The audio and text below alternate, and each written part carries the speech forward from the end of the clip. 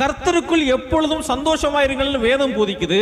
வேதம் போதிக்கிற சத்தியங்கள் நாம சரியாக புரிந்து கொண்டு இருந்தோமானால் நம்ம எப்படி இருப்போம்?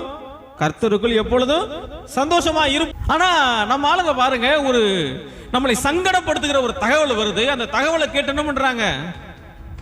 தயங்குறாங்க, சங்கடப்படுறாங்க, சஞ்சலப்படுறாங்க. அப்ப என்ன பண்ணணும்? அந்த இடத்துல நம்மளை தைரியப்படுத்துகிற, நம்மளை பலப்படுத்துகிற, நம்மளுக்கு விசுவாசத்தை தருகிற, நம்மளுக்கு சந்தோஷத்தை தருகிற கர்த்தருடைய வார்த்தையை நாம் பற்றிக் கொள்வர்களாக இருக்க வேண்டும். மனிதனுடைய இருதயத்தை பலவீனப்படுத்துகிறது வார்த்தை தான். மனிதனுடைய இருதயத்தை பலப்படுத்துகிறதும் வார்த்தை தான். உங்களுக்கு தைரியமோ பயமோ எதனால வருது? ஒரு தகவல்னால தான் வருது. ஒரு தகவல்னால தான், ஒரு இன்ஃபர்மேஷன், ஒரு புது தகவல் தான் என்ன பண்ணுது? உங்களுக்கு ஒரு சந்தோஷத்தை கொடுக்குது. சரிங்களா? இப்ப கவர்மெண்ட் சொல்லுது நகை கடனை ஃபுல்லா நாங்க தள்ளுபடி பண்றோம். என்ன ஆகி போச்சு? இப்ப சொல்லையிலேயே கேட்கறதுக்கே எப்படி இருக்கு நம்மளுக்கு? சந்தோஷமா? ஒன்றும் ஃபார்ம் கொடுக்கல, ஒன்றும் எழுதி கையெழுத்து போடல, விவோட்ட கையெழுத்து வாங்கல, போய் சிட்டையை கொடுக்கல, நகையை வாங்கல. தகவல் நம்மளுக்கு என்னத்தை கொடுத்துருச்சு சொல்லுங்க?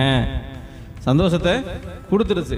நகையை வச்சா இனிமேட்டுக்கு வட்டி மட்டும் கட்ட முடியாதாம்ப்பா, முழு காசையும் திருப்பி கட்டணுமாப்பா. இப்போ என்ன ஆகி போச்சு நம்மளுக்கு? சொல்லுங்க. பையன் வந்துருச்சு, கலக்கம் வந்துருச்சு, இன்னும் 10 மாசம் இருக்குல்ல நகை திருப்புறதுக்கு.